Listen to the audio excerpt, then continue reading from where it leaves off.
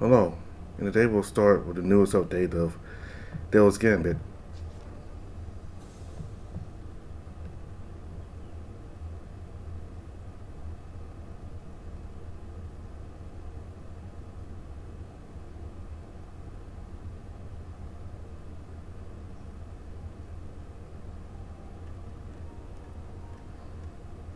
That which has been touched by the eye has a complex relationship with nature. For instance, one might look at the valley and think, why doesn't the Inquisition just burn it all to the ground? But nature isn't helpless. The eye can grow its influence and contaminate life, but that ability is exclusive to it. For instance, part of the fearsome dust viper. While the eye's touch has irreversibly changed its body, nature turns that influence against the eye by using it as a deterrent against entering the valley. And in that case, this deterrent is ignored. The dust viper delivers certain death, ironically preventing the eye's influence from spreading to other beings. I can see why Aaron is so cautious to Hector then. The fact he was able to neutralize one of the valley's threats sets a dangerous precedent. He may have been trying to save a life, but he still made the eye ever so slightly easier to reach in the process. It would be for the best if he does nothing else until it is all over. Me and Ryan, we aren't too different from the Dust Viper. We play the same role, and so does the eye's magic. While some of the ancient Rhenian sigils existed to invoke the eye's power, many of them turned that power to the benefit of nature. These people were still alien to the eye, after all. They had hungers and needs only nature could satisfy. It's likely that at some point in history, the eye's school of magic did more to hurt it than to spread its influence. So despite the terrible power that fuels it, preserving ancient Rhenian magic and sigils has been one of our family's duties since time immemorial. Our blood dad, in particular, enjoyed that duty. He used to say it helped him relax. Not even Ryan could keep count of how many afternoons we spent here with him, researching and carving sigils. But it's still forbidden magic, so all of them wound up hidden in the church's hideout.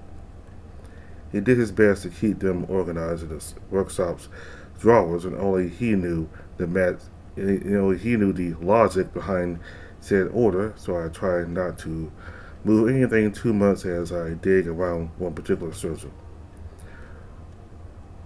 All you saw is here. Maybe we don't need it. I'd like to have a safeguard. We'll be in a very vulnerable position if anything goes wrong.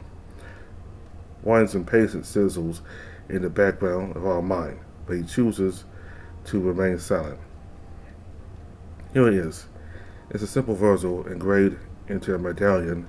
The two runes that form it had long been forgotten by most, but the effect is simple. It warms up its surroundings. The only difference from the woven sigil with the same function is that this one works using the eye's magic. I wonder if I could fasten it to my mind.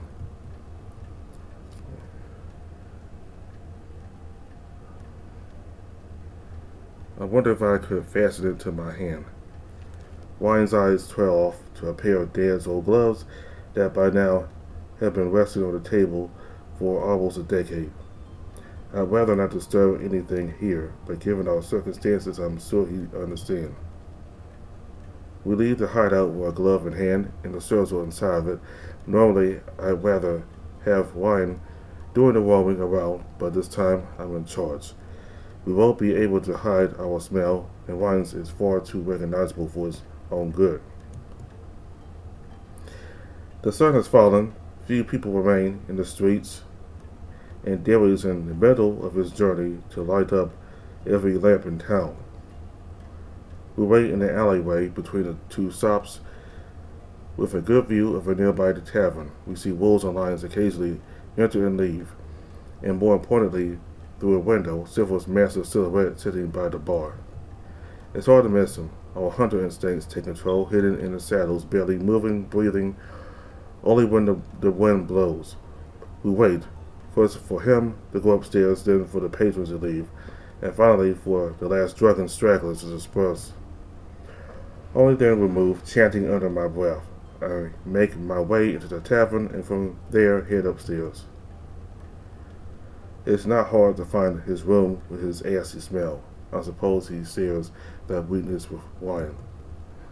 I get on my knees, press my ear against the wood, and listen. 5 minutes, 10, 15, Silver is snoring. It's only at the 20 mark that wine finally loses patience. I'm grateful he even lasted that long and asks if we can proceed. With a nod, I unlock the door, and after waiting for any unexpected sound, we go inside.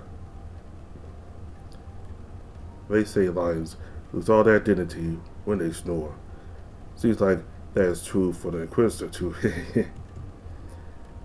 Not taking my eyes off Silver for even an instant, I put the glove on with the circle still inside, and then lay down on the floor. This is hard. I thought it would be easier for me than Hawaiian, but relaxing enough to fall asleep next to a man out to kill me is a challenge even for my self-control. Still, I close my eyes and slow down my breathing. Think of Ernan. Think of Hector. Count how many circles you had to dig through the day. Little by little, my consciousness does become fuzzier. For a moment, I become aware of the quietness of the night, the wind hitting the window, the trees stirring in the distance. Both are drowned out by Silver snoring every few seconds. It's hard to keep track of when they stop, but they eventually do, and everything truly goes dark.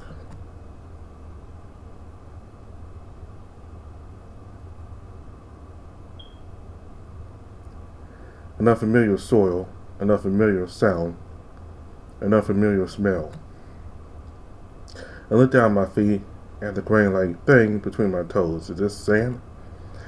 As I raise my gaze, I'm welcomed by massive but gentle waves walking the beach, a green sea and a clear blue sky expanded endlessly across the horizon. Behind us, several meters away, is a path cutting through the trees and bushes leading into thick, inscrutable woods. I see smoke rising above the trees from far away. Before I can gather my thoughts, Ryan is already kicking up sand behind him as he wants to feel the sea water on his feet. Behold, the endless ocean. There's so many tales I heard about you, and now we finally meet.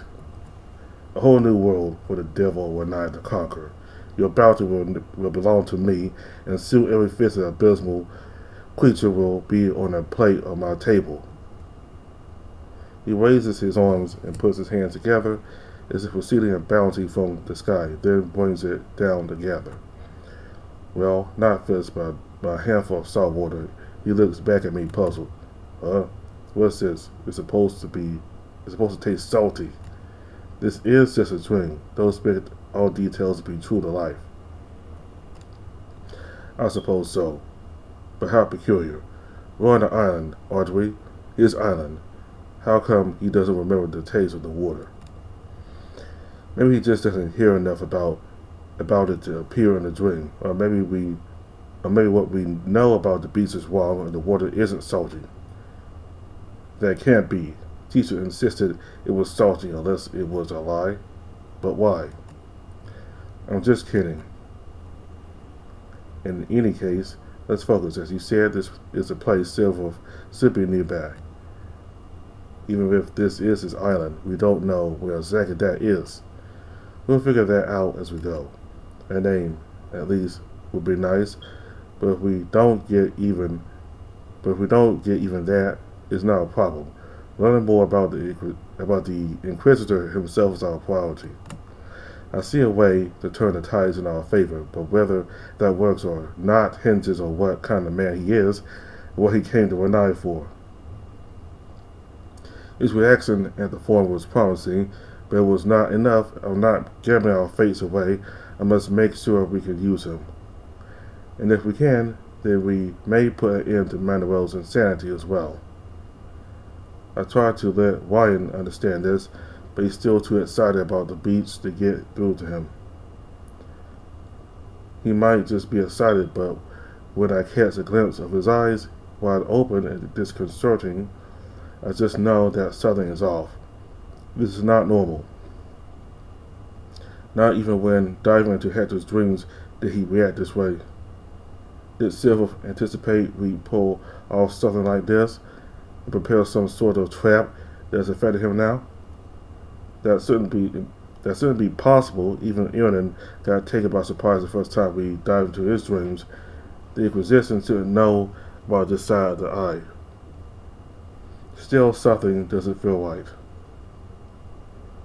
We're walking across the shore when I notice a small figure sitting down on the sand facing the ocean, a child with brown scales and the quality of eyes I've often seen in lions.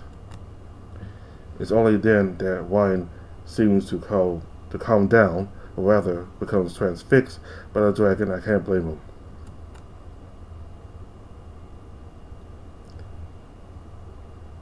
Not when I see that gas going across the stomach. No, that's the wrong word for it. The gas doesn't open and close as though it's breathing, even though it doesn't make sense, even though it doesn't belong. That thing on his torso is a mouth. Mind races. This shouldn't be possible, should it? It has to be a part of the dream, but suddenly a cascade of thoughts, details about the inquisitive false. My mind races. This shouldn't be possible, should it? It has to be a part of the dream, but suddenly a cascade of details about the Inquisitor falls into place. That smell of saliva, the damp spots, him always carrying a handkerchief in his person.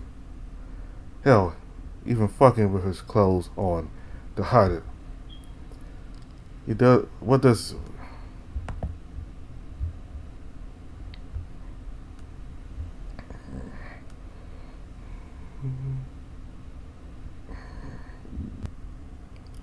My mind races. This shouldn't be possible, should it? It has to be a part of the dream, but suddenly a cascade of details about the Inquisitor falls into place. That smell of saliva, the damp spots, him always carrying a handkerchief in his person. Hell, even fucking with his clothes on, to hide it. What does this mean then? No creature in nature should have an anatomy like this. Unless he isn't a being of nature, unless he's like us. Like us? Ryan, afraid he might overreact and get Silver's attention, I take his hand and softly pull him back. Conceal our presence. Make sure he doesn't notice us. Who knows what might happen if he realizes what we're doing. I was wrong, Caddy. What are you going on about now? The fireman. I thought I knew what he was, but no. I was too short-sighted. Now that we're in this place of his mind, my eyes are open. I see it all. He pulls me closer by the shoulder and whispers, I was wrong about him. He's not a fireman. No, what is he then? God's poison. Blinking, I nod at him and place my hand on his shoulder in return. Does that have anything to do with him joining the Inquisition? Is it obvious? It has everything to do with it. God's poison. You can't be more direct and to the point than that. Good. Then tell me what it means. All you need to do is see, brother. I shall act as your eyes. Let us observe the story unfold.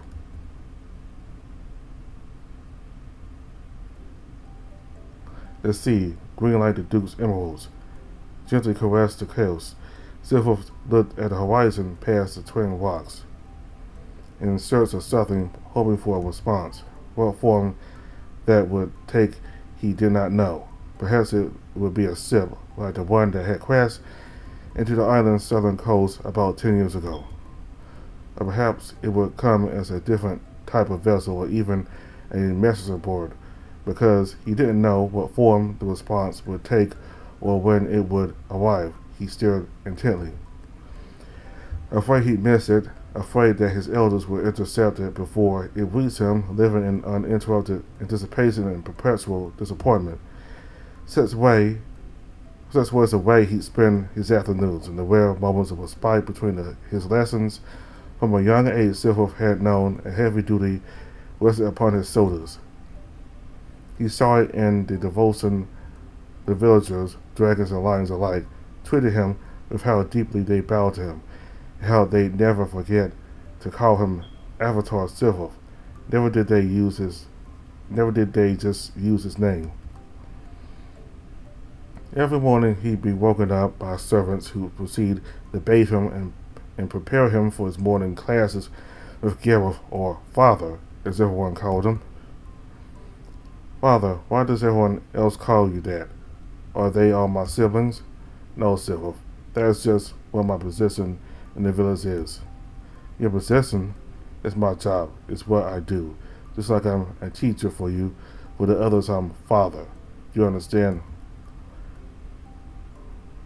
But what do you do? Oh, that's why you lead mass. That's part of it, yes. There's more I'll tell you when you're older. There's still much you need to learn about this world, Silver. You must be prepared for what you'll face out there. In those days, Silver learned about the world beyond the island, all great cities of stone, castles that rose high up into the sky, large masses of arid land called deserts, woods where nature would whisper into one's ear. When the dragon felt inspired, he waited for Father to leave during his break to take a pen and write a message. The content didn't matter. It could have been about something tasty he ate that day, about something fun he learned in class, or about some gossip he heard from the villagers during mass.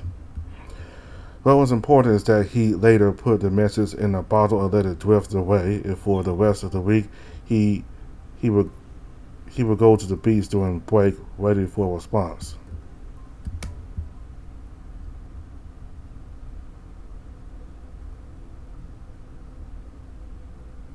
Under my breath, I repeat the song.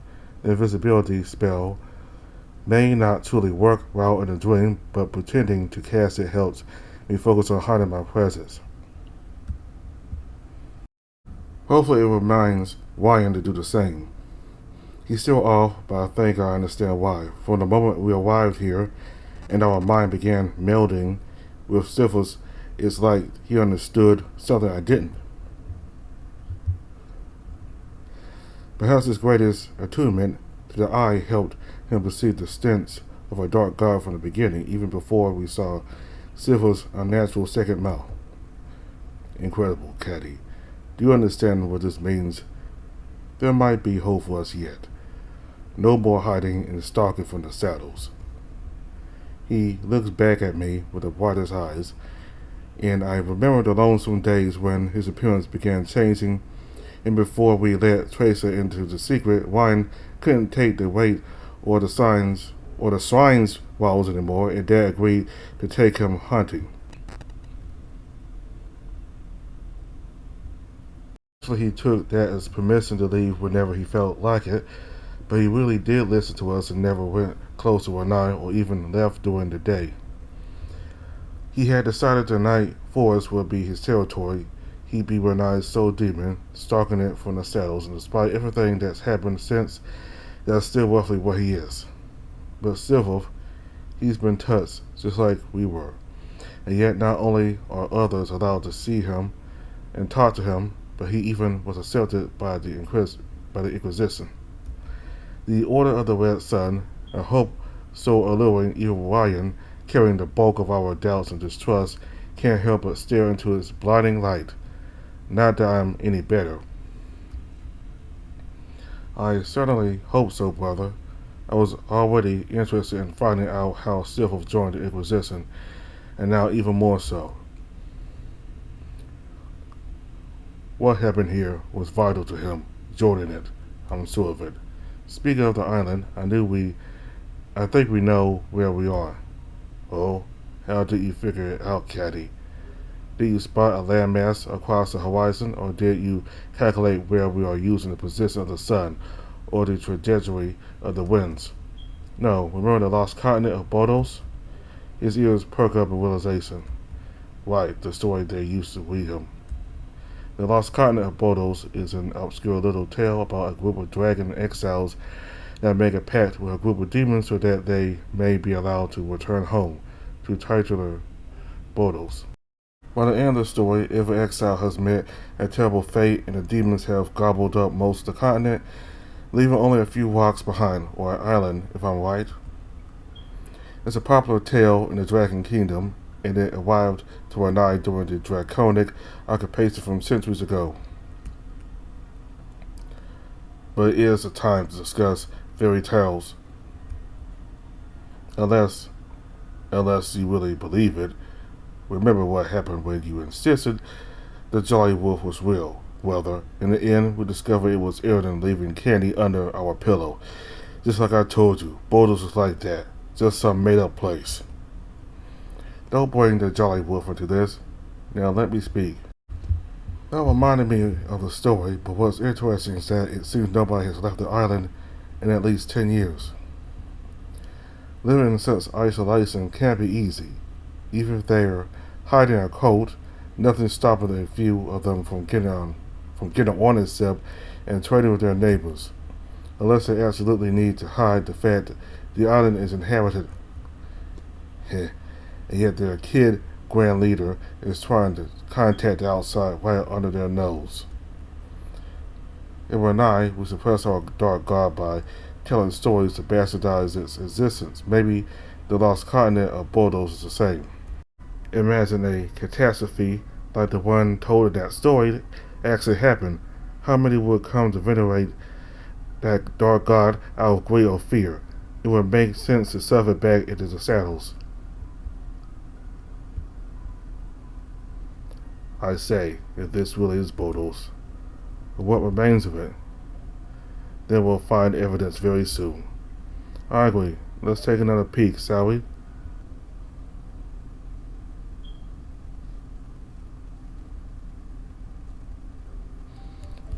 From a young age, Silver had been ferocious, and not just because he ate roughly half his weight in food every day. You'd never see him with a single toy for long. Most children picked a doll, a stuffed animal, or maybe a rock that they particularly liked. Then they give it a name and play with it for a few years. Not Silver. Nothing held his attention for long enough for such attachments to form. One day he spotted one of his neighbors chiseling away at a piece of wood under their porch. As the block took the shape of a lizard, Silver became infatuated with it. He simply walked in, pointed at the figure, and said, "Give me that." The old dragon nodded and handed it over without a second thought. It must have been 2 or 3 hours later that somebody saw Silver drop the figure on the ground. Afterwards, a colony of ants covered every centimeter of it and consumed it entirely. It was the same with Friendship. Every few days he'd find somebody else to call uncle or auntie, before forgetting all about them and moving on to the next person. Nothing was denied to him, and yet nothing interested him.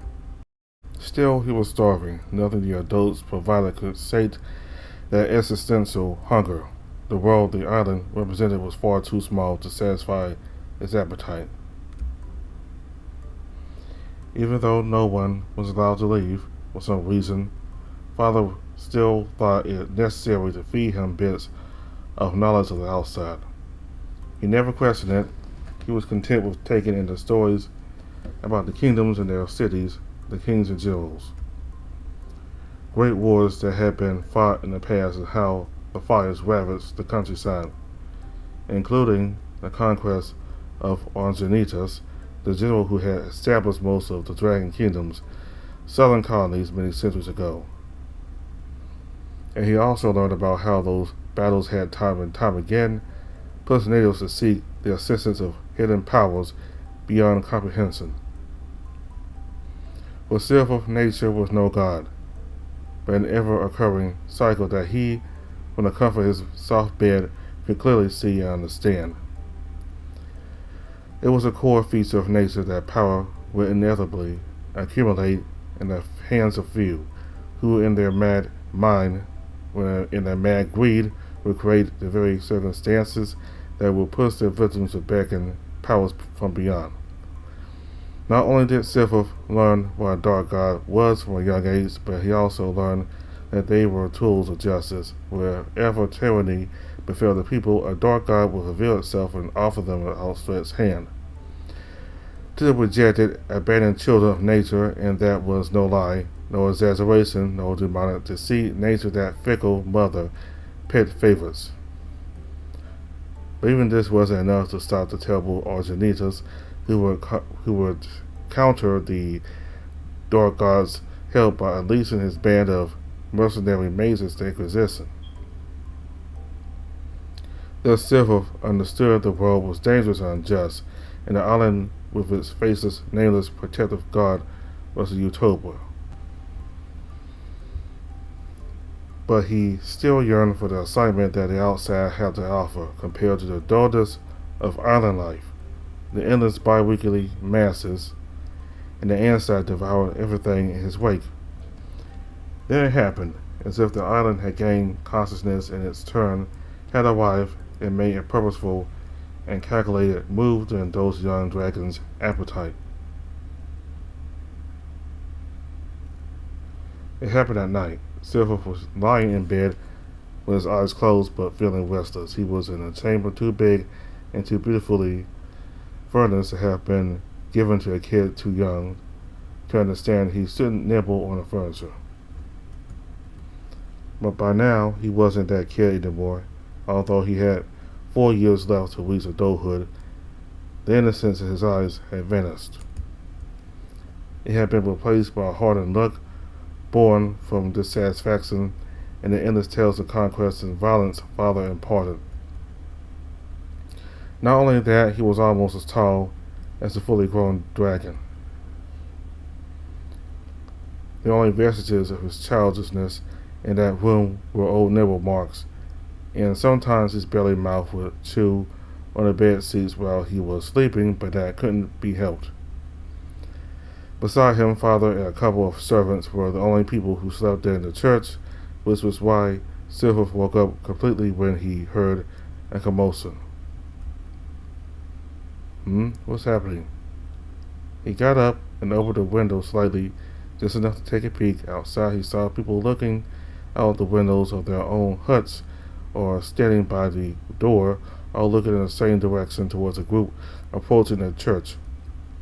Silver, for the first time in his life, felt a pit in his bottomless stomach. No matter how hard he tried, he couldn't recognize those faces. Who are those people? They couldn't be outsiders, right?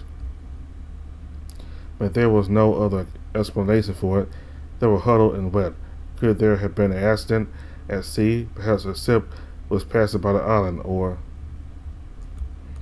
somebody finally received his messages and came looking for the island.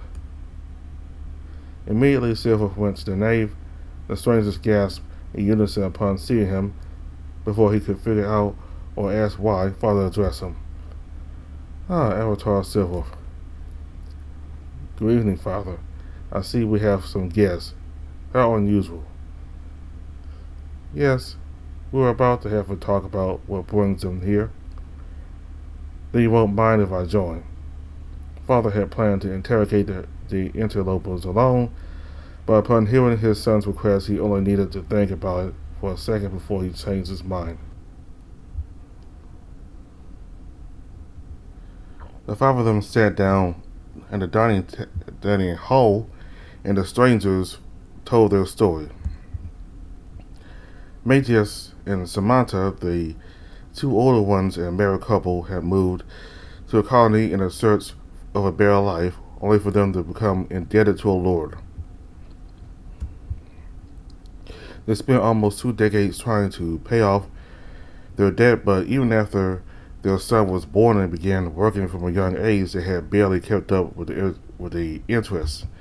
In fact, that had made everything worse when the Lord considered the son was indebted as well for being born and raised in his land. Having given up on ever paying what they owed, they instead saved what money they could across 2 years to enact the escape plan. They crossed seemingly hundreds of kilometers and did struggle in swamps to reach the coast, where a ship had been waiting for them. From there, they didn't know what happened. Maybe the captain had lost his mind, or it could have been an unusual phenomenon in the waters combined with the misty night. Either way, their ship crashed onto the Twin Rocks. The more father heard, the more relaxed he grew. Attention that until then Silver hadn't noticed was weighing down his shoulders was released little by little. As for Silver, his expression had soured a little the moment he understood these people weren't there because of his messages, but they were still outsiders, and that was new and interesting, and that was good enough for now. It was then that he noticed all along the son had not uttered a word. He just looked around the room absent-mindedly every once in a while, stopping to appreciate a piece of pottery or the plates in the display cases. Then their gazes met. They were locked for a moment until the lion looked down at his belly, making an expression the dragon didn't understand. Silver didn't know his age, but if he had to guess, they were around the same. Much like himself, he was only barely taller than his parents.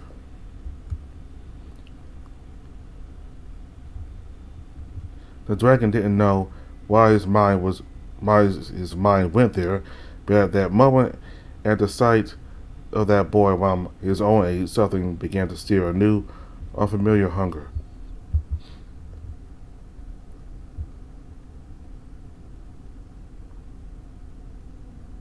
Silver was heading to the beach when he noticed something unusual. Standing on the shore, looking towards the Twin Rocks, was that lion.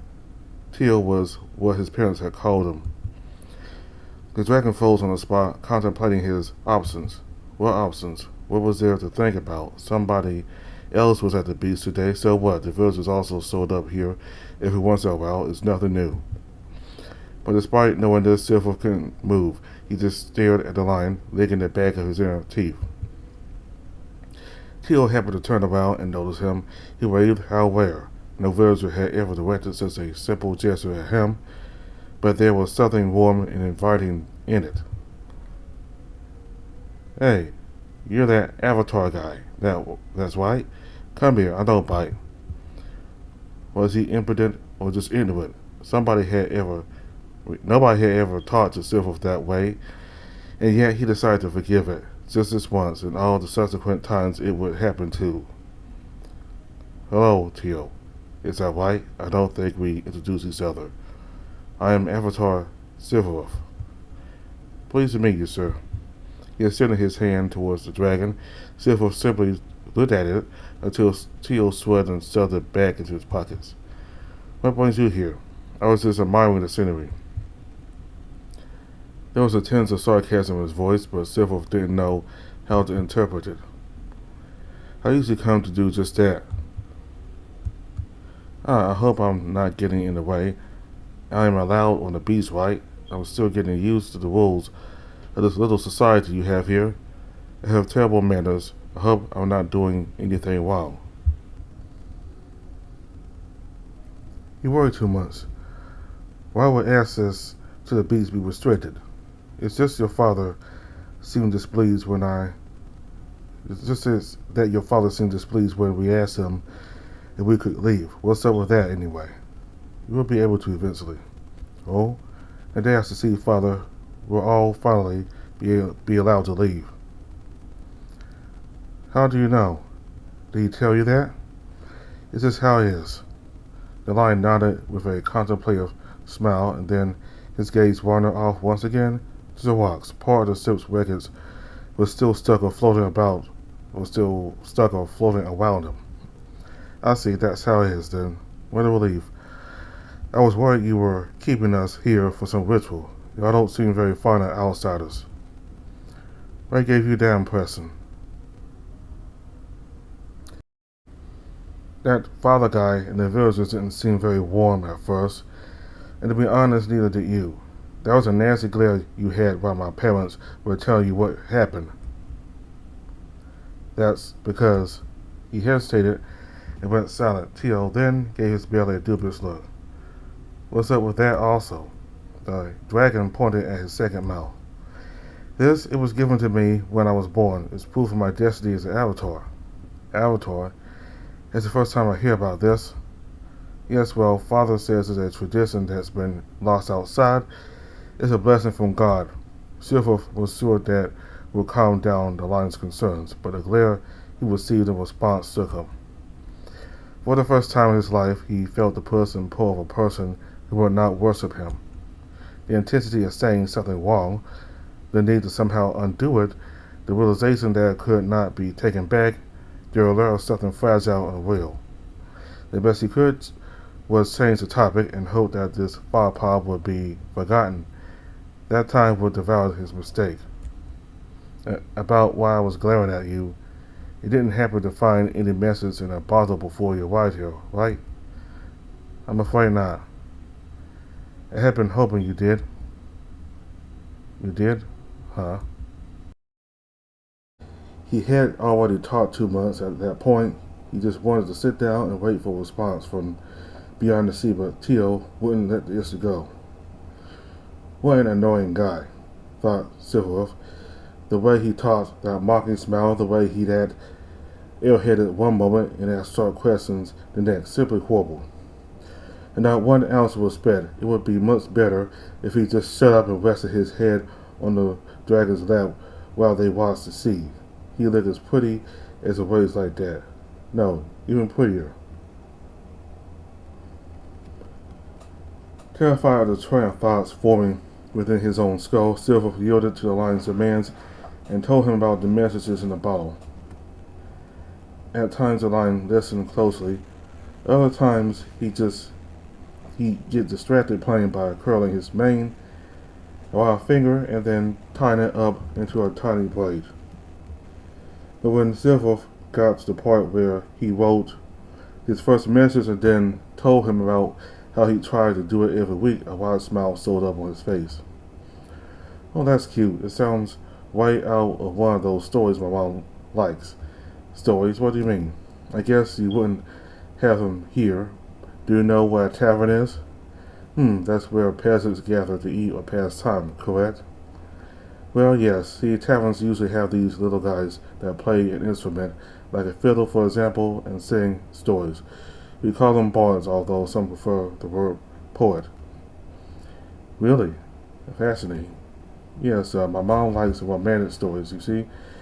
There's this one where two lovers were separated, so they communicated with messages in bottles, and because fate willed it, they will always reach their intended destination.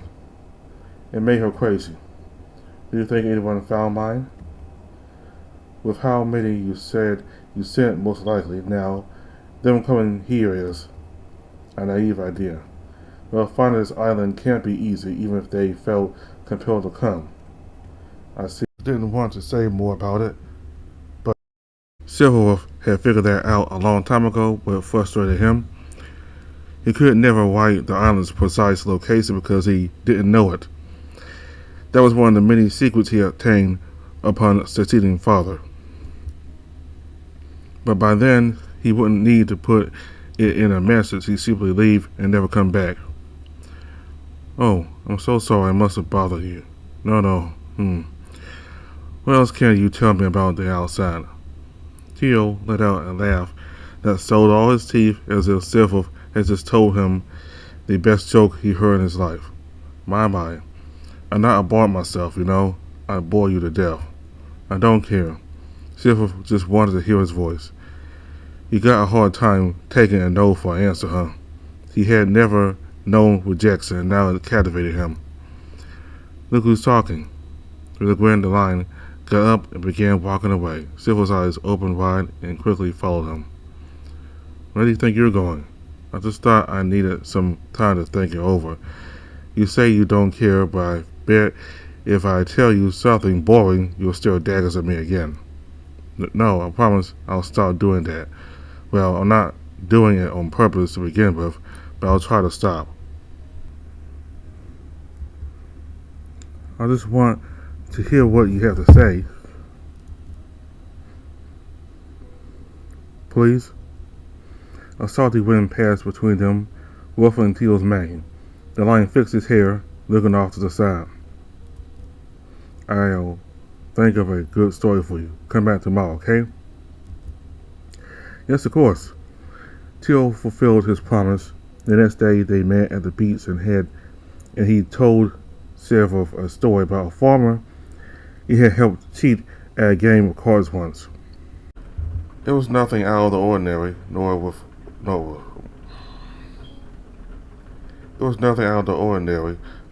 was it particularly exciting, and yet each pause made Silver hold his breath. And every time he raised his voice as he told what happened next, the dragon's eyes would light up. But what else could be expected from a boy who only ever had been taught to eat, whose world seemed so disposable, so transitory? Of course, Teal himself was ignorant of all this, so all he could do was pity the dragon. This large, imposing man could not control his angry state, and who, despite his size and dignified speech, still at times seemed as innocent as a child. Although he didn't understand what being the island's avatar entailed, he figured it was good to have Silver as an ally. His parents had already been told by Father that leaving the island was forbidden. The quiet self in his parents' eyes made it clear they didn't intend to abide by that rule. But until they had planned, they needed to blend in. Which wasn't too difficult. The hut was big enough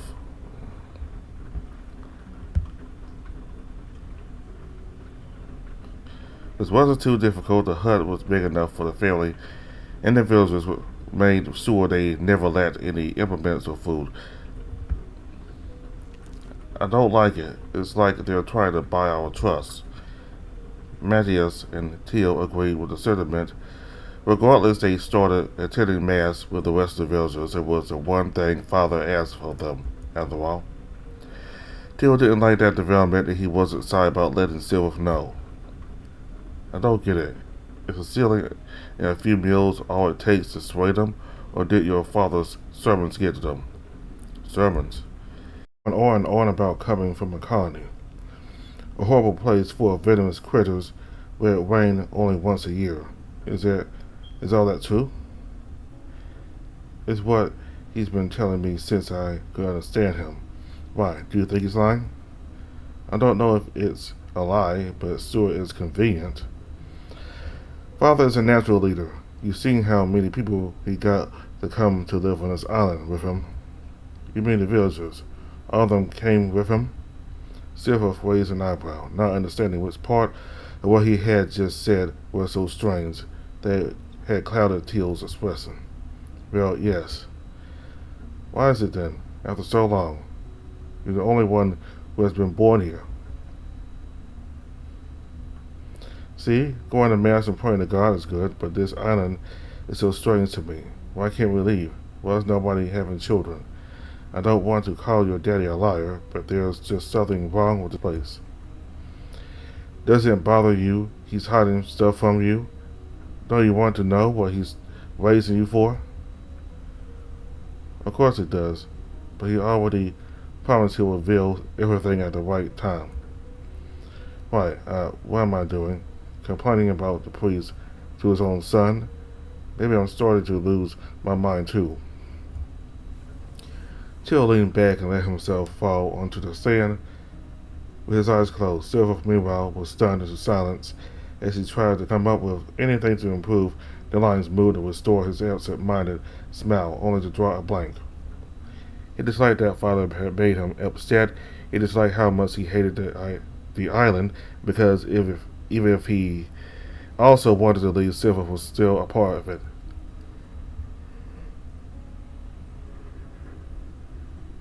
I'm sorry, I'll talk with Father about this.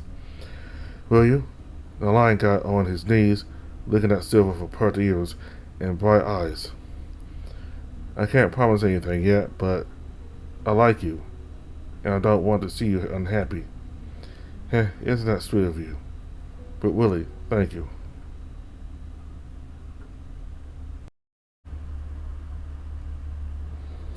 Preparations for the church's dinner started 6 hours in advance, always. The servants were pouring all the fish they had captured that day, as many foods as they could find, although they had left rising the day before, and all the honey the farmers would send them. It was a banquet that could serve at least 10 people, but it was only for Father and the Avatar. Of course, the latter was the one who consumed most of it by the end of the night. Looking at the abundance on Silver's side of the table, one would guess he was Father's superior rather than the other way around. Usually the silence at the time of dinner was only broken by Silver's munching. Not knowing how to start a conversation, Silver just went to the point. Father. Yes, Avatar. I've been thinking about the family that recently joined us. What about them? Isn't it possible to let them leave? They will be able to leave once you succeed me naturally. Father looked down at his plate and put another piece of meat in his mouth, but Silver wasn't done talking. I'm going to let them go. Now, you know where the island is, so why not let them take a boat and draw them a map? Father, I already answered your question. The family has been integrating well. The son aside, but soon he'll give up as well. It won't be a problem. Now eat. Why are we not allowed to leave? Avatar, do you enjoy dinners like these? Yes. That mountain of food you are enjoying is only possible because we're following the mandate laid by God. If you were to betray those mandates, you and everyone on this island would suffer. Even the strangers, foreigners, ignorant of our ways, are coming to accept God's blessings. Why can't his avatar do the same? It's all that's been asked of you. Focus on your duties and all the answers shall present themselves to you. Silver wasn't satisfied, but he was well aware that the stubbornness flowing in his veins had come from his father. Arguing further would get him nowhere, for once he had to control his hunger. He spent the next days thinking of the ship Father and the others had arrived in. He wasn't sure if it still existed and might have been dismantled for materials at some point. But if it did exist, he doubted Father would just abandon it to rot in some remote part of the island. Most likely villagers were sent every once in a while to maintain it, so it would be ready when the time to leave arrived. If he could figure out who that was and follow them, he may be able to find it. However, when he told Tio of that idea, the line quickly noticed several flaws. A simple the size Silver described would be very difficult to man for a crew of 3 inexperienced sailors. 4. Silver thought on impulse. And even if they could do it, they still need the father's cooperation to reach the mainland, not only to know how to reach it, but also to secure the supplies needed for the trip. The dragon was grinding his teeth as he stomped circles around the church's nave. One afternoon, everything was fucked. He didn't know what to do. Why couldn't his father just speak clearly? What was he hiding? And why was he such a liar? He made it sound like it was so easy for Silver, as if he had any choice. Did his father believe in him? Did his father believe it made him happy that the villagers looked at him like he was a thing attached to his second mouth rather than the other way around? Yes, thank you all for your offerings. You fake self-centered piece of shit. In his hunger, Silver just couldn't stop eating, but he didn't mean to be that way. Rather, it was like somebody had scooped up a sense of restraint or perhaps a fullness that everybody else had. There was this gaping hole where something else was meant to be, yes. Why couldn't he just feel content? Why was everything so unsatisfying? And now, there was this hole in his heart too, that told him to make Tio happy even if it made himself unhappy. He didn't understand. He wanted to grab the line, hold him close until the two became unrecognizable from one another, but he was also trying to help him get away. It doesn't make sense. So hungry and so stupid too. Why did Tio need to tell him the most basic things? When he pointed out that they still needed to know where they were in food as well. Silver felt like such a moron. Why couldn't he be smart like Tio? Why couldn't he be as cautious, well, as curious? Why couldn't he be as curious? He didn't understand a thing and didn't know what questions to ask either. If only Tio wanted to sit by the beach in his arms, then maybe he'd be able to do it. Yeah, that's all he was good for, eating, sitting around. Damn it, damn it. He kicked the altar with such force, one would expect it to shatter to pieces. Silver remained still, with one foot on the stone slab, for it felt like hours. Then, from behind the altar, a tiny black head poked out. It wiggled its antenna in the dragon's direction before walking past his foot and down. And joined a line of black ants heading out of the church and making a turn to the right.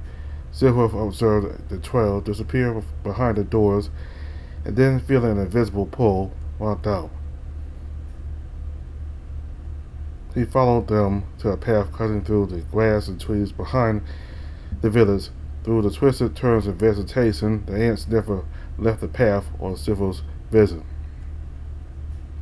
He knew where this led. It had been a while since father had taken him here, but the moment he saw it, it all came back to him. Beyond that forest lay the end of the world, a black pit not even the sun at its peak could illuminate. Silver stood at its edge, looking into the nothingness below. God was resting somewhere down there. At least that's what father said, but he must have been telling the truth about that, because why else would the ants burrow under the ground then? Yes, whatever Silver discarded also probably in this pit. The dragon followed the trail of ants as it went around the pit and then further into the forest. Huh? What's this? The path continued to a lonesome building sitting among the trees. Upon first laying his eyes upon it, Silver thought of the church back in town. This one was much smaller, but it still retained an air of dignity. He almost felt hesitant to push the doors open, almost as if he was intruding upon a place too holy for even an avatar. Perhaps God didn't dwell within the pit, but inside those walls. Silver stilled his resolve and pushed the stone doors open. The church was nothing like what he expected. Nowhere did he find rows of pews, a long carpet, or flowers sitting by the windows. Instead, it was almost like a small arena.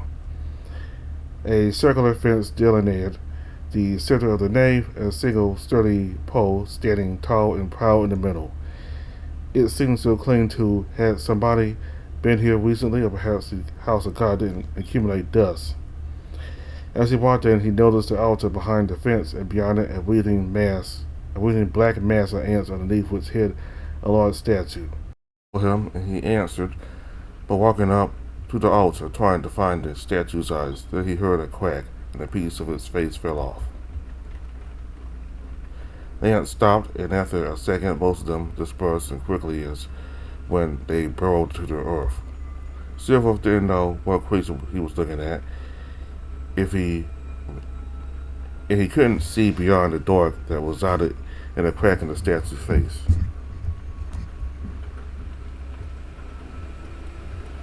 But he did feel watched. Is somebody there? Avatar Silver. It wasn't a voice he recognized, and yet it seemed so familiar. The sound alone soothed something deep within him. I've been aching to meet you. Who are you? Could you be God? I'm what your kind calls a demon. I'm a messenger of your God. I was supposed to be awakened in a few years, but it seems you've been led astray. Unfortunate, but Gareth is just a man after all. Are you talking about Father? What do you mean? He's too attached to his pride to see that concessions can be mutually beneficial. You must not forget our God's face. fulfill your duties and to indulge your desires. That is one and the same.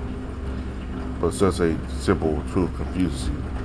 I don't understand what you're saying, but are you implying Tio is the one that led me astray? Indeed. I don't see how that's possible. I want to help him. That's true. It's not. If you want to help him, then why does the thought of him leaving you make you agonize so? You do not want him to go, but in your mind, having him do so keeps him close. If you told him to stay, to become assimilated in your way of life, he despises you. You confuse your attempt to achieve your desire for your desire itself. Silver fell silent. His indignation told him to argue against the demon, but he couldn't find any flaw in what it was saying. That was exactly what it was. How do you know this? I know every truth in the heart of mortals. That is a demon, and that is why I am your people's guide. Your kind misunderstands themselves and the world around you. You see mirages, or even purposefully fabricate illusions and spiral ever deeper into confusion. Thus, I'm here to dispel said illusions and guide you to the path God will reward. And many rewards are awaiting you, Sephiroth, including Teal's company. How then? How shall I do it? How shall I do to keep him with me? Gary was right, in that you must focus on succeeding him. However things are now, your relationship with Teal will deteriorate when he sees you prioritizing your studies. He'll think you've given up on him. The best result would be to complete your trainer's avatar as soon as possible. I suppose that could work. Should I just tell Father I'm ready then? No, nobody, not even God, will accept that. However, there is a ceremony that will bring you closer to him. If you do that, if you can fully become his avatar through that, then you'll be accepted. And Teal will be able to leave. Once you are complete as the avatar, nobody will defy your word. If you wish to allow somebody to leave, it will be done. In this ceremony, what is it exactly? You will need to commune with God. It can be done through the consumption of a mixture that can only be created on this island. For a moment, you will feel that you're him and that he is you. A little more time will be needed to prepare the ceremony, but soon you shall be a true avatar.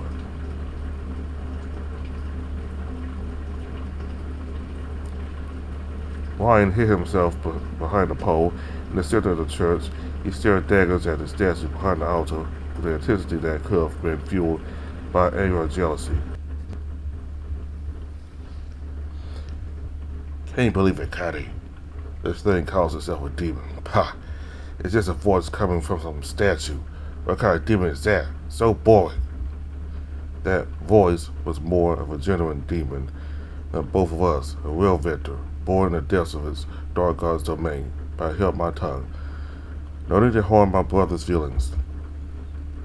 Yes, well, I'm sure it made it sound more genuine in Silver's eyes at the time. Did it? He didn't even know what a demon was. Precisely because of that, what Silver knew was that it called him there through the island's wildlife, and it knew everything he thought. It must truly have seemed like a divine being to him. I'm far more interested in all this talk about Silver's being an avatar. Immediately upon seeing him, I considered Silver himself might be a demon, but that just didn't fit it. A real demon wouldn't behave like he does. There's plenty of corrupted wildlife in the Eye Valley. On this island, the ants seem to be influenced by its dark god somehow. Although they behave differently from the valley's fauna, they seem to be genuine children of the dark god. Despite their humble appearance, they might actually be a different kind of demon. But a corrupted person that retains their identity, that is almost unheard of. Until now, I thought only the Simons, of which only we remain, fit that category. But Silver might fit too. Simons and avatars, could they be two words for the same thing? In a way, this is similar to what Leopoldina was doing then. However, Gareth had come in contact with an actual demon and had a better idea of what he was doing. This couldn't have ended well. I glanced at Ryan, intending to ask for his thoughts, only to find him hanging upside down from the pole, one leg hooked around it, and holding on with one hand as he spins around. Hey, Ryan. As soon as he hears me, he stops and does an exaggerated maneuver to reorient his body upward and allow himself to slide down the pole. What? This demon, it did tell the truth, didn't it? Of course it did, but it just told Sylph the bits he wanted to hear. I call it clever and trickery, and triggering an angry young man was a piece of cake, especially with all the mind reading. He's got nothing of what I did to Hector. That's nothing to be proud of. I guess not. I still need to think how I'll tell Hector the whole truth. We can't keep this play of Ryan's going on forever, but for now the priority is guaranteeing his safety and Renai's. Let's continue, Ryan. We got a good idea of Silver's conflict so far. Let's see what happens next. Sure thing. We don't have the whole night. After all, we don't want Fatty to wake up on us.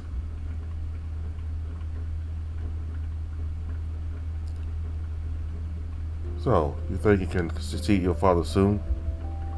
Yes, it's being arranged right now. I don't know when exactly it'll happen, but it'll be soon. Then you'll be able to leave. It sounds good, yes. It worries me a little to have to rely on your father's word, though. Silver had been given one condition by the demon. His existence was a privilege only meant to the avatar and father. If this ceremony was to be carried out, that rule had to be respected. He didn't enjoy telling Tio a lie, but he couldn't stop now that he was so close. They just needed to wait a few more days.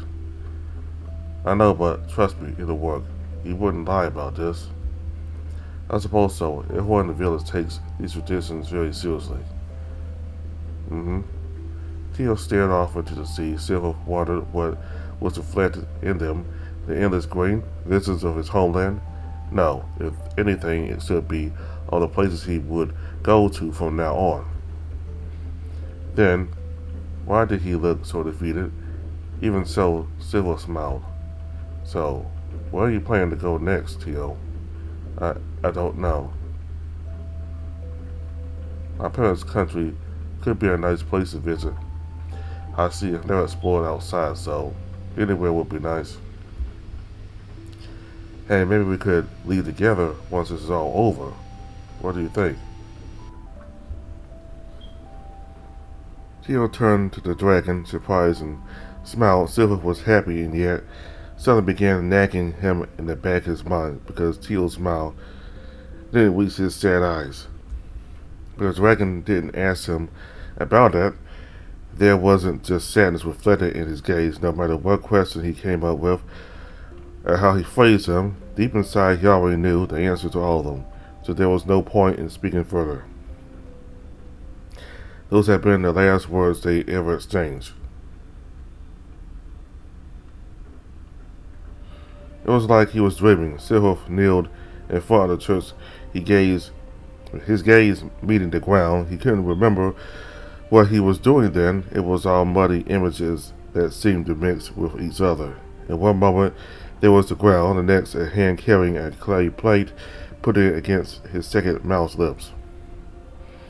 It had been then that the drowsiness overtook him, then his hunger surged, yet seemed so distant, like a voice ringing out from a neighboring house.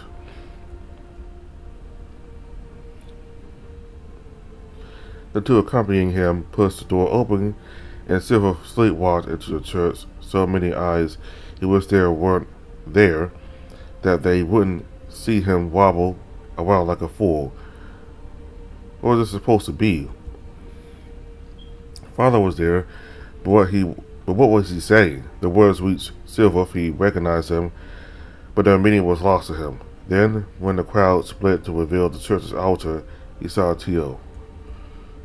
It was just like when he found him sitting at the beach, with his legs crossed, his gaze staring off into the distance, much like Silver did the days he waited for an avatar.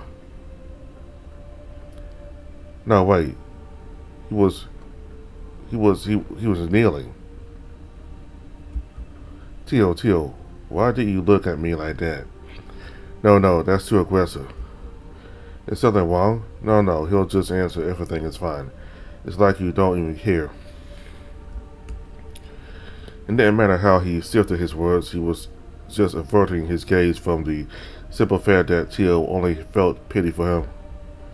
He smiled at the beast because he truly wanted to get the dragon off the island, but the feeling behind it hadn't been what Silver hoped. In his eyes, Silver was just a lonely, love-struck child trapped in a fate neither of them understood, so when he understood the emotion behind his words, that look was all he could return. Thus, he never let Silver hold him the way he wanted. He never accepted the words the dragon had practiced inside his heart over and over. His hunger would never be sated, not without God's intervention.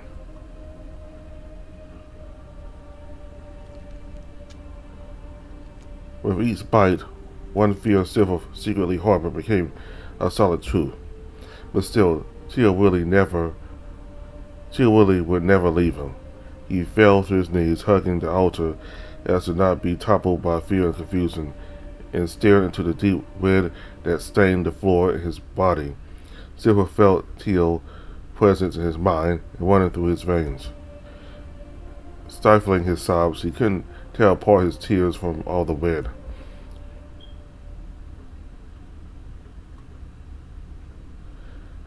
Fell down on the dry blood surrounding the pole. In the middle of the church, Ryan is sitting facing a wall, his shoulders bobbing up and down as he stifles his cries. He keeps repeating the same words to himself. But still, Tia would never leave him. For an instant, I wonder what I should be feeling right now. But what a stupid question that is! Doesn't a glance at Ryan answer that?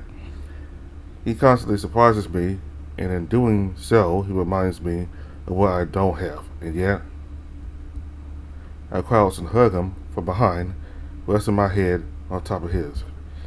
What's wrong, Ryan? Talk to me. I don't want to kill Hector, Kada. I don't want him to pity me.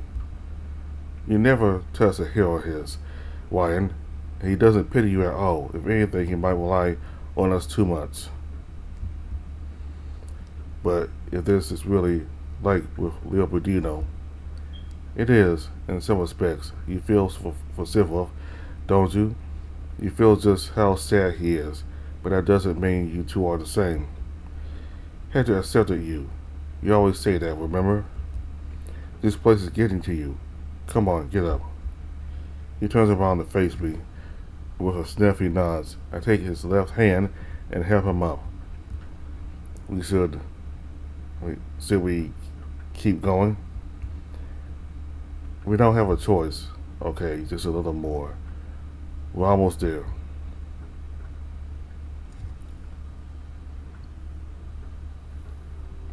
A thick smoke filled the church's dining hall that day. Dragons and lions alike sat around a table. They all looked at the avatar expectantly in awe, pride, and respect. And Gareth was there too. He sat like a frail shadow next to his son's empty seat. Everyone looked at the avatar expectantly as he slowly walked around the room, wearing a smile with his hands behind his back. Maps from multiple circled locations and arrows drawn in them were strewn around the table, alongside books some of the guests were taking notes on, as well as open envelopes and letters. Silver had been in the middle of a speech, his hands dancing around him as he gesticulated for the gentleman in the room. We'll be ready to depart from this island very soon. Let us review our roles.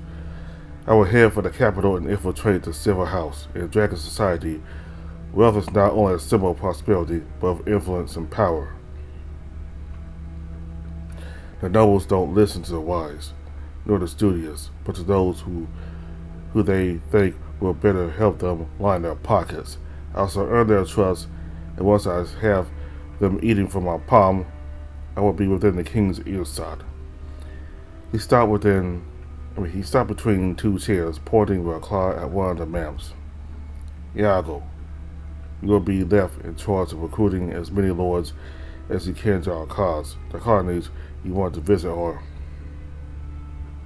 The men spent hours in the stuffy room, discussing plans revolving around wealth, political favors and betrayals, and even goading colonies into rebelling against any lord that they consider a threat. All with the intent of usurping the throne. This time, we're spying from behind a piece of furniture. The room was much bigger than usual for us, and if Silver were to see us now, all he perceived is two little rodents idly shaking their whiskers. Wine did appear somewhat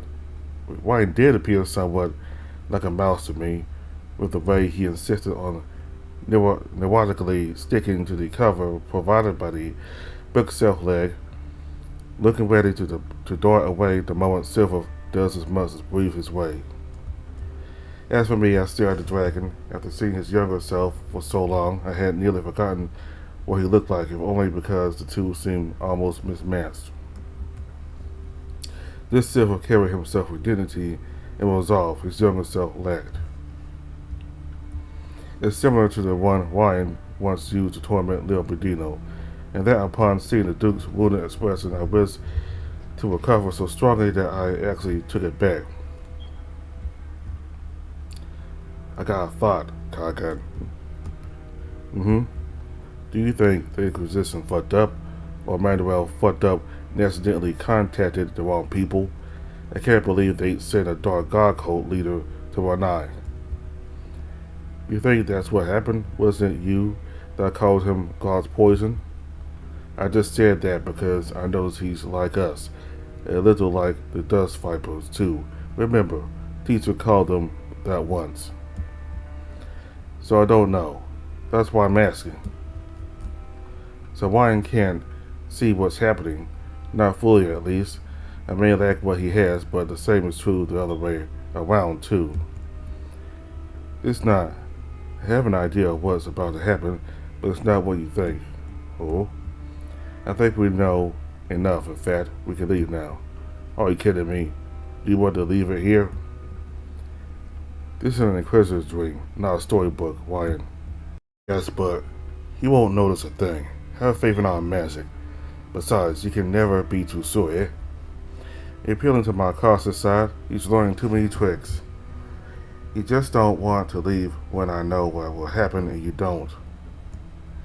Yes, bite me. Now shush.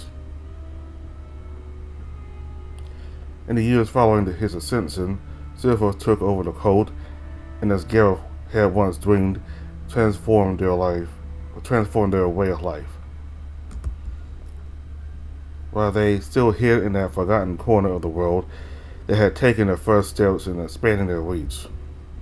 Silver hadn't left as he originally intended, but he spent the following years preparing an offering for his dark god, one of violence, blood, and greed.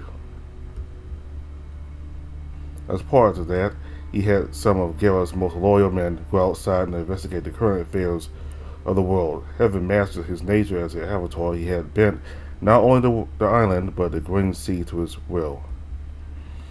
Every few months, the waves would loyally bring their messages in bottles, not unlike the ones Silver had been so fond of sending out. These, however, spoke mostly of the politics and mercantile situation in the Dragon Kingdom, as well as potential allies. With their plan nearly ready, Silver had ordered the construction of a new vessel so that the rest of them could finally leave the island. One afternoon, when the ship was near completion, he stood up at the construction site and approached Matthias. The lion seemed pleasantly surprised for old time's sake and invited him to their hut. Forgive us, Avatar. We weren't expecting visitors. so I didn't prepare much food. It's all good. I have a banquet waiting for me back home. Silverwolf had insisted he didn't need to eat, but ended up accepting the couple's hospitality out of politeness. This brings me back. Your father used to sit right there whenever he came here to preach, you know? He did. I haven't seen him in a while. What was he? The lion tapped her forehead, struggling to remember something. Her husband saw her a reprimanding look, but soon a confused expression rose to his face. Silver, meanwhile, finished the loaf of bread and stew Samantha had served him, and then leaned back on his chair. We've come a long way. To think we started in an abandoned colony with no food and water, punished by an unrelenting sun, and very soon the dragon kingdom itself would bend their knee to us, God's chosen. It was the same for you, wasn't it? Indeed. We can't thank you and your father enough for letting us join you. For a while, the two lions went on about how great life had been since they arrived on the island. They didn't have much of a family to miss outside. They didn't go hungry anymore, and there were no debts that required them to restore their bodies to pay off. When Silver finally interjected, it was with a single sentence. He spoke it calmly, yet it cut through the atmosphere like a knife, if only for an instant. It's a shame Teal couldn't be part of this. But he is. Is he not with you now? Silver showed him a cold smile, one that he had practiced countless times, not to let even a hint of what lurked underneath so. Indeed, do you miss him? Teal, we love him, we still do, but your father was right. The poor boy only ever brought misfortune into our lives. I'm glad in the end it was all for something, Well said. The dragon snapped his fingers as though suddenly remembering something. I almost forgot. In a week, we'll be celebrating our final mass on the island. Make sure you come. You two played an important part in getting us here. I want you to be there as guests of honor.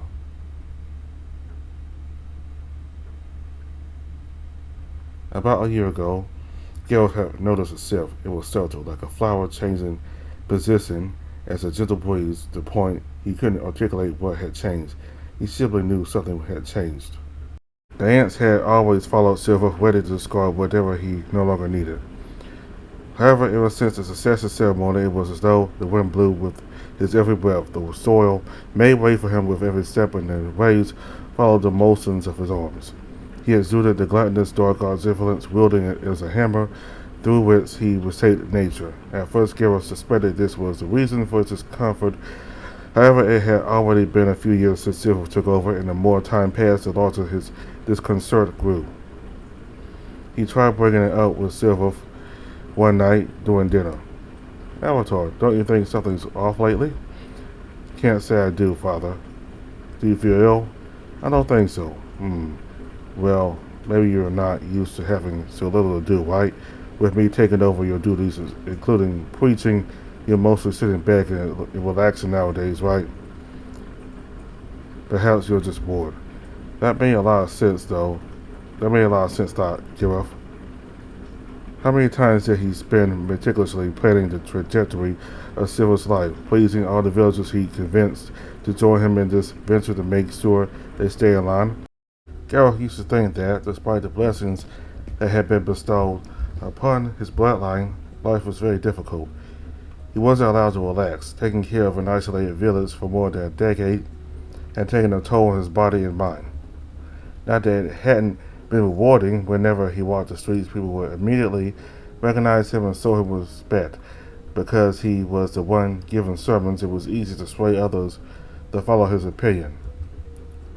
Most of the food the earth blessed them with was destined for Silver.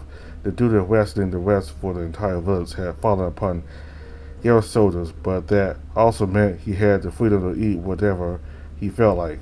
His appetite, unlike his son's, wasn't bottomless, and it was he who spent countless nights turning in his sleep, fearing that one day the adventure would be discovered and given a swift, violent end.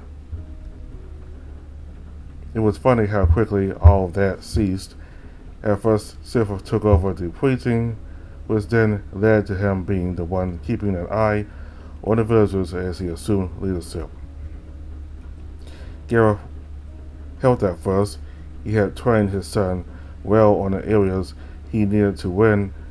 He needed to conquer the Dragon Kingdom, but the village was an ecosystem of its own, and Silver needed guidance for a time. After he was done instructing Silver, he found himself with 2 months' time to spare. His most trusted colleagues, with whom he spent entire afternoons fantasizing about a better life, either were sent away as spies or spent most of their time talking with Silver. The only time they give him their attention was when they gathered to play cards in the afternoon.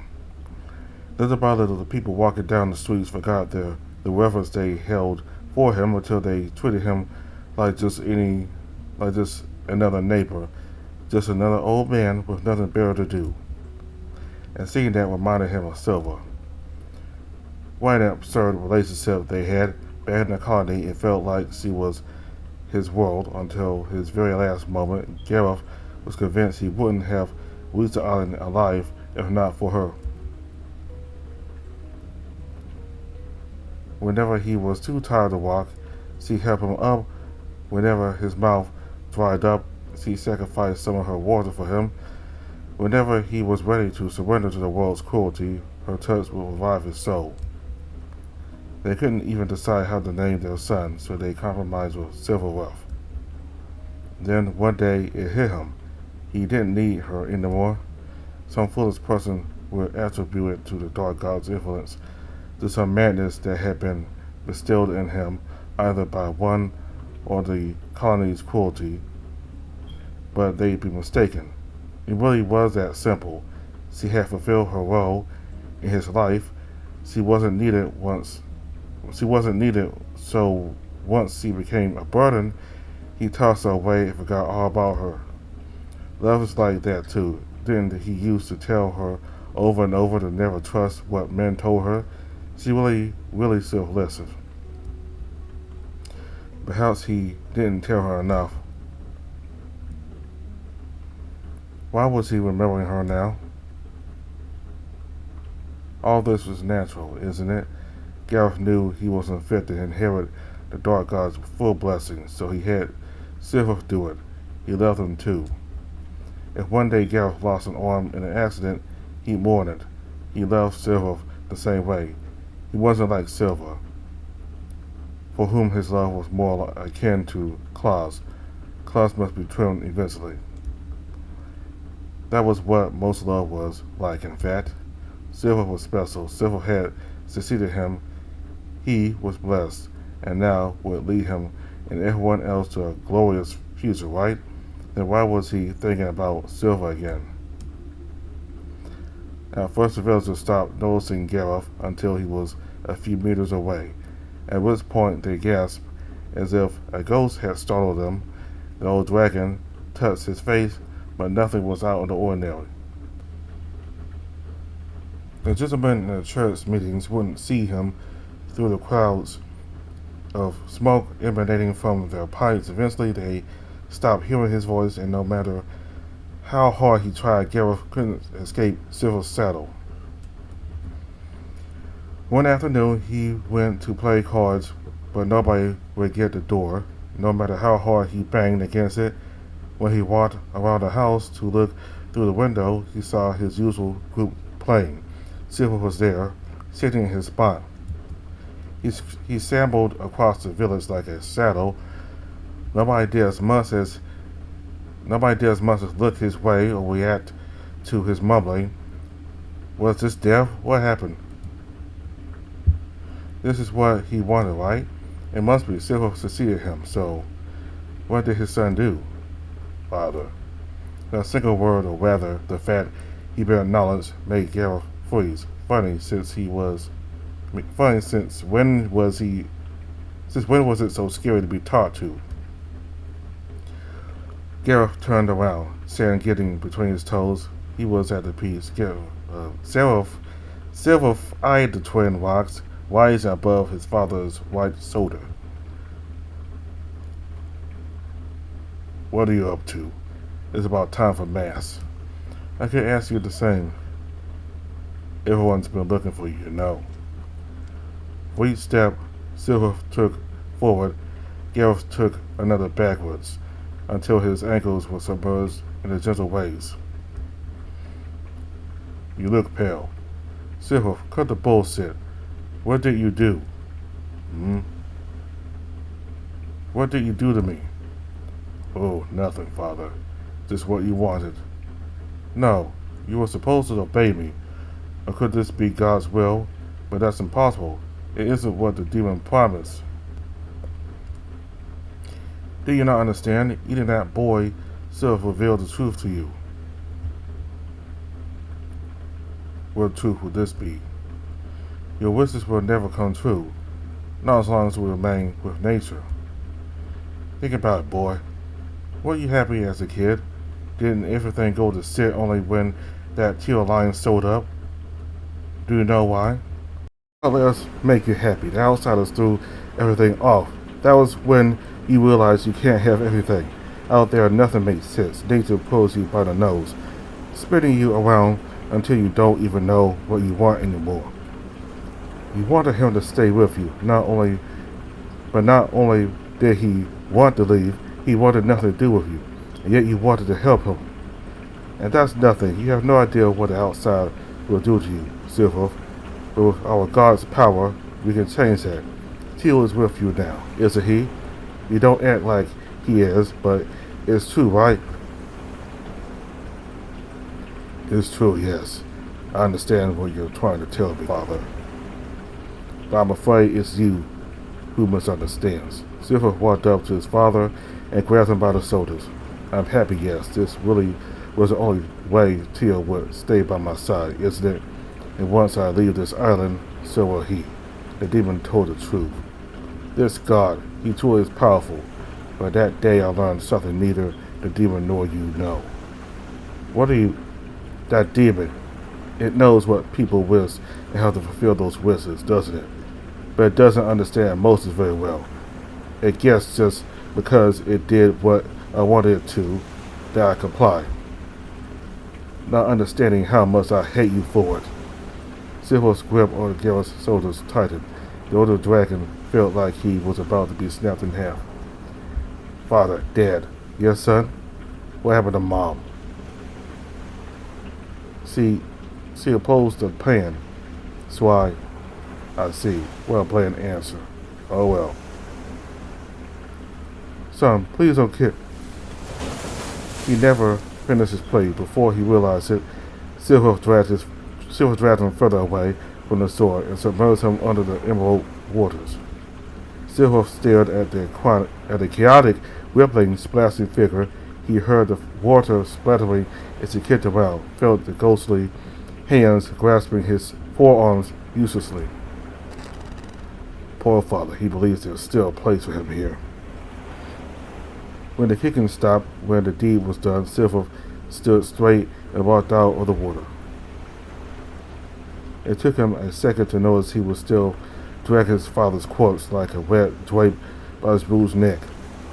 And as if tossing a piece of trash, Silver dropped him on the sand. The ants immediately surrounded him. In that moment, it took the dragon to blink. The father had been burrowed deep underground, taking several of his bulging eyes would never again meet the light of the day. As the corpse well stood. Time to go. It was almost time for mass. The woman opened her eyes, having felt her humble vessel come to a stop as it reached the shore. At her signal, one of her men took the paddle and gently pushed the boat until it was mostly out of the water.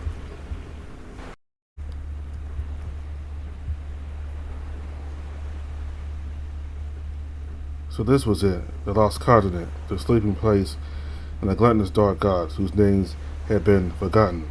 It looked so normal, very little like other contaminated environments he had the displeasure of witnessing. A column of smoke rose above the tree line. There was as he had feared. With a blade in one hand, a gold coin in the other, and her men in tow, she explored the sewer until she noticed a well-threaded path cutting into the nearby forest. There was no sign of life around, not even a bird song, except for black ants walking all over the ground and the trees. No matter where the eye went, countless little dots squirmed around. This had made her cautious at first, but upon further examination she realized something was off. The ants were roaming around in chaos as if in a panic they were tearing each other's legs and bodies apart. Little by little the ground was being filled with ants torn to pieces. Was this the work of a demon? But why would a servant of the gluttonous dark god kill its ants? It didn't make sense.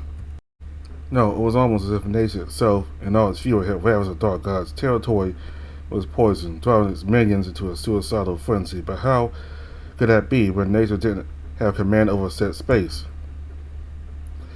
The village beyond the forest slept in perfect silence. It wasn't abandoned. There were recent footprints in the streets, and the houses lived in. Even the food in the kitchen the dragoness visited was fresh and edible. However, there was not a soul in sight, not a breath or sigh reached her ears. It didn't take long to discover the footprints all led to the church in the center of town. That was when she noticed a familiar smell. After a moment, she readied her weapons and signaled for the men to get the doors open. But coming there with a weapon had been unnecessary. After all, they were all dead. All over the carpet, between and on the pews, and even on the altar, whenever her eyes went, death. It reminded her of the ants outside. Had the carpet always been that color? She walked into the building immediately, covering her foot in blood and almost needing to climb over the corpses to reach the altar. She had expected dragons, but lions as well. Some years ago, the lions had abandoned several colonies in the south that proved too hostile to tame. Nobles from the Dragon Kingdom saw this as a chance to swoop in and claim their resources for themselves. Once the dragon arrived, they discovered lions that had been abandoned to their fate, and after realizing the reward was awaiting them in those arid lands, they returned back home. However, that wasn't the case for everyone. Some nobles had stubbornly clung to the hope of making back their investment no matter the cost. Perhaps these people had the misfortune of having served one of those nobles. That explained the mismatched group. It was the same day we all dead. She would have loved asking them how they reached the island from the colonies. Instead, the main question she had was, what happened to everyone? Did one of the more bloodthirsty orders beat her to the island and cleanse it already? Not likely. This was all very fresh, and she hadn't seen another vessel at the beach. Once more, upon close examination, it seemed like some of these people had killed each other off. Some had been killed while driving a blade, or even while biting another. The pews were in disorder. Damage. Clearly a big fight had broken out. Had the cult collapsed as a result of some internal conflict, or maybe they had been afflicted by the frenzy too.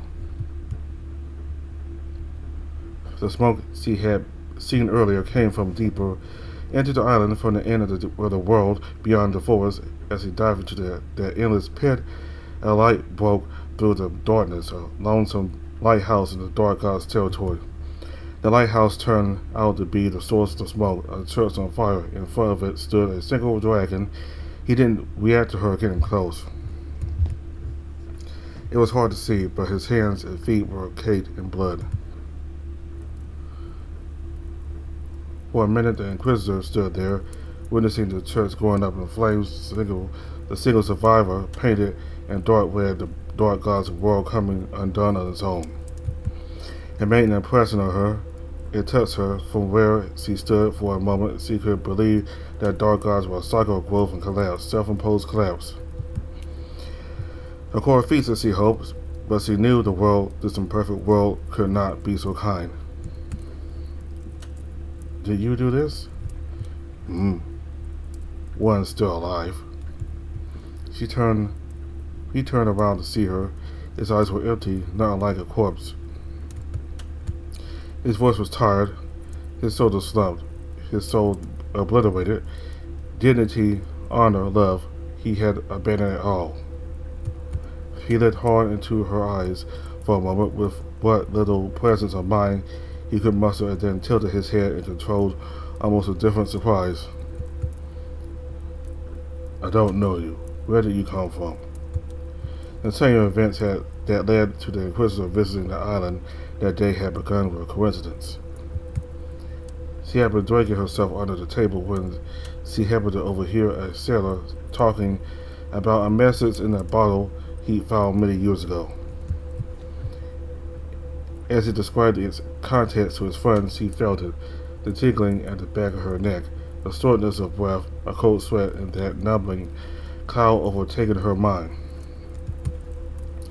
In a moment, she felt more sober than she had been in months. She felt like dying, crying, fighting, yelling, but mostly dying. The sailors went on about the message. A desert island lost in the green sea, the author of the message commenting about a pen that ants had eaten that day. Such a peculiar detail and insignificant oddity for a regular villager, but for her, it hit too close. It wasn't much, but it was enough to prompt her to at least look into it. Imagine her surprise when, after asking around in nearby towns, she learned that many similar bottled messages had been found years ago. After obtaining permission from Father Superior, she immediately embarked to the island. By then she had already stilled her resolve and put her humanity back down. In that moment she recognized his dead eyes in the image she saw every day in the mirror. The dragon with the second mouth chuckled, scratched his head. Ah, so they did reach the word after all. You want those messages? Indeed, I guess. Even if I did, as the demon wanted, I had already doomed the plan to fail, huh? Demon, where is it? He gestured towards the church. Here. I didn't know how to kill it, so I set it on fire. I see. I take it you're responsible for the people back in the village, too. He nodded, or more appropriately, he hung his head down. The spirit to raise it up was already gone. Why? He could not answer. It never occurred to him that someone would ask him why. Not when his messages had gone unanswered for so long. So he stopped and breathed in the fumes from the burning church, hoping he'd die right then and there, but when he didn't, the words came out of their own. Because they didn't deserve to live. They were rotten to the core, all of them. All my life, they taught me about how unjust the outside is, about how normal people would beg powers beyond comprehension for protection, and even that wouldn't be enough to save them. But what they did to me wasn't right. They just were fine with it because they thought they would benefit from it. And I couldn't tolerate it. I couldn't allow that. I couldn't allow them to keep bleeding any longer. It just wasn't right. I couldn't stomach. But I am God's avatar, so I grabbed his hand and made him give them their just deserts. He looked at the Inquisitor and at her beautiful weapons shining under the sun in that dark, fetid pit. He hoped she'd kill him. He didn't even resist. God, I mean, he was fine with it. I was his avatar, after all. The one thing he opposed was that I did not eat them. He closed his eyes, but he did not die. Instead, the Inquisitor extended her hand towards Sivov. Good. I have a proposal then. Talent like yours, the way you were able to kill the demon's plan from the inside, is exceedingly rare. Normally, I'd have you go up in flames too, but that would be a waste. If you want to live, or if you haven't had your fill of revenge yet, then come with me. I'll give you more demons to kill. There are plenty of them out there. His appetite was bottomless. After all, he truly was the avatar, and a gluttonous dark god, then this little appetizer of revenge wouldn't be nearly enough to satiate him, which was why he was which is why she was surprised to see him hesitate. More than that, break down to sobs, despite his appearances for a moment, he was like a child, begging to be spared from the strife of seeing another demon in his lifetime. But there might be more people like me, or like Teal out there, alone, waiting for a response, and for salvation. If only help had arrived earlier, then they might have righted all these wrongs. The Inquisitor saw it, that conflict in his eyes. She had witnessed it too many times to count, not in the Avatar, but in the common survivors. Just what to do. She kept staring at him, drilling into what remained of his soul, feeling that last vestige of self-preservation breaking. It did not take much, really. Silver, on his own, understood that it was too late for him and Teal, but if I could make things right for someone else, then it would be worth it.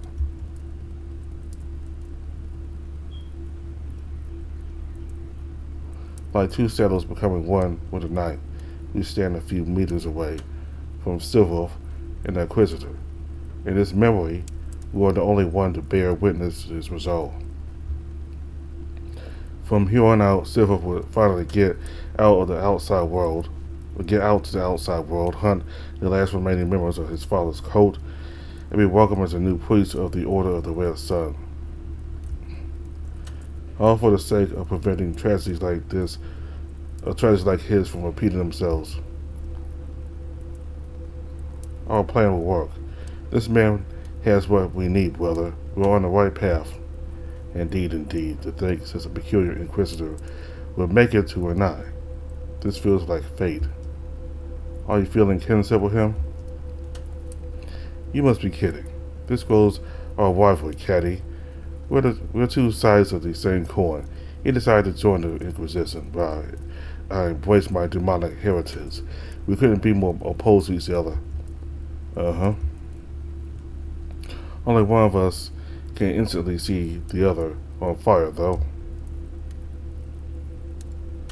What's next, then? Ricardo should play his role well. He probably thinks we are out hunting. Once he tells Silver what he knows of the elf helpers, Silver will be on Manuel's trail.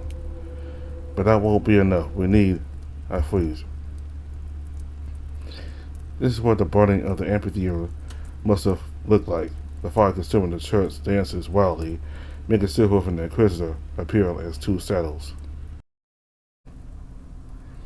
But within those saddles float two golden wings. They are staring right at me and whine.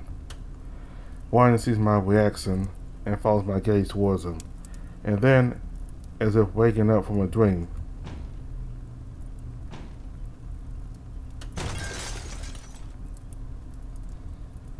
hear our song, Night Shrouded Lord, and slumber forevermore. The chant is so soft, it doesn't reach even Ryan's ears. What the both of us feel is his presence concentrating at the tip of our fingers, followed by a gentle warmth, which very soon turns into an army of piercing needles. I wake up biting down a cry, my instincts telling me to throw the glove and the surge away, but I cling to it.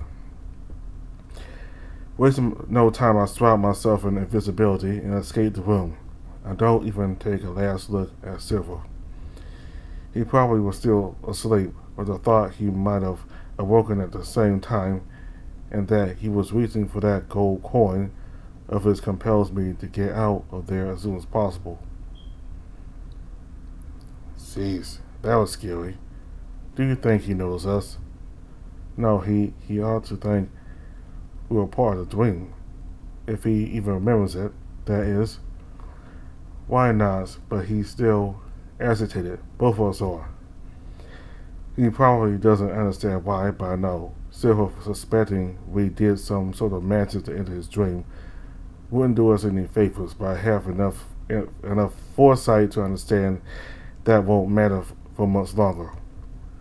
Why? Silver will want to take a look into Mando's affairs too. So, let's pay his laboratory a visit. It's time we leave him a gift. We'll make sure he gets on his trail no matter what.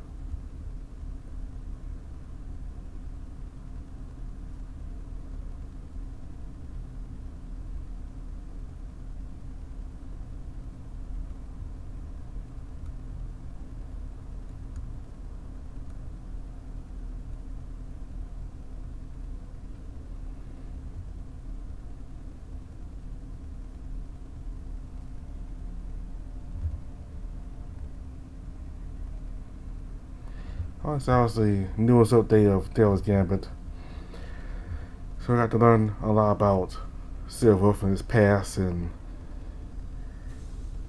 apparently he was working against his father and his cult the entire time. He sent messages through the sea in hopes that somebody somebody finding his message and them coming to the island and coming to the island and bringing everybody off the island, because Silver apparently wants to know what's beyond the island. So he made a friend named Teal, and he wants Teal to be with him. However, apparently Teal doesn't want to stay there, and that he doesn't care much about Silver, or at least according to the demon, or the demon who told him that. So,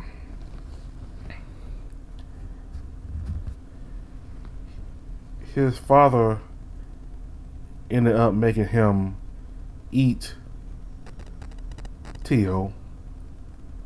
His mouth with a belly. His stomach has a mouth, so he ended up being forced to eat Teal through his mouth, his other mouth, and it explains why, I think in the last update or the update before, while Hector was having a conversation with Silver, there was moisture or some wet stuff or some wetness going through Silver's uniform, because unbeknownst to me and you all, he has a mouth under his uniform. So that explains why, and he believes that he is an avatar since he has a stomach. He should have a mouth and a stomach. So anyway,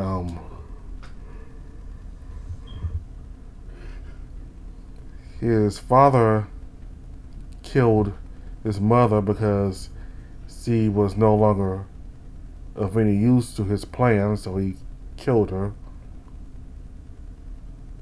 out of being pragmatic. And then once he told Silver what he did to his mother, Silver killed him. So it's like he saw the same fate he gave Silver's mother. So yeah, so he worked against the cult the entire time, and an inquisitor finally came to the island to answer the messages that Silver sent through the sea, and he burned the church on fire along with the followers in that church.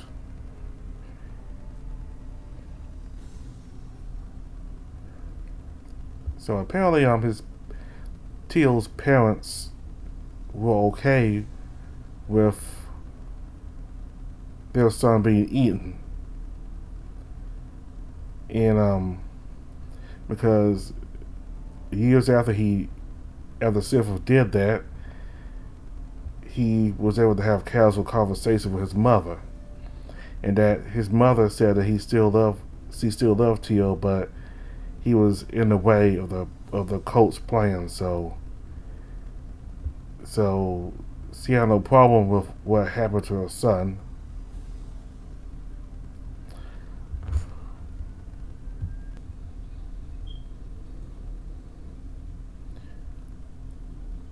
Alright, so anyway, so looks like both Kagan and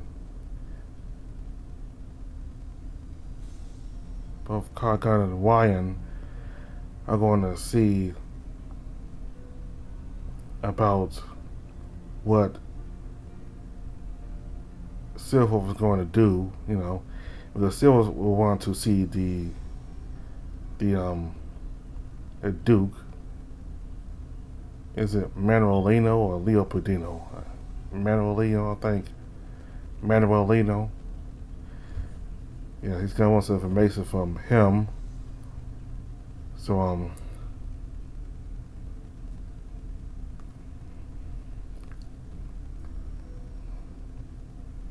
so that's all I really have to say right now. So thank you all very much for watching. Bye.